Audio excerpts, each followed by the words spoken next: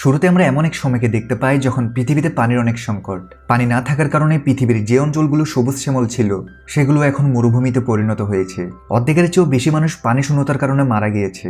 বাকি অল্প কিছু মানুষ পৃথিবীর যে জায়গাগুলোতে এখনো পানি আছে, যেখানে মোটামুটি সব পাওয়া যায়, সেখানে গিয়ে থাকছে। কিন্তু সব সময় যেটা হয়, পৃথিবীতে ধনীদের উপর যত সমস্যাই আসুক না কেন, তাতে তাদের কিছু হয় না। ঠিক এমনই কিছু এখানেও হচ্ছে।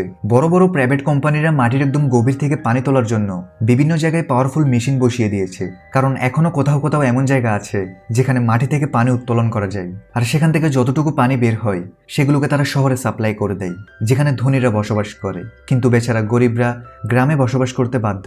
তাদের মধ্যে হোমস নামের একটা পরিবার আছে, যেখানের মধ্যে একজন পিতা নেস্ট, মা ক্যাথরিন, বড় মেয়ে ম্যারি আর ছোট ছেলে জেরম অনেক কষ্ট করে এই পরিবার গ্রামে থেকে বসবাস করছে। নেস্টের অনেক বড় একটা জমি আছে, যেখানে তার পিতা চাষবাস করত, কিন্তু পানির অভাবের কারণে নেস্ট জমিটি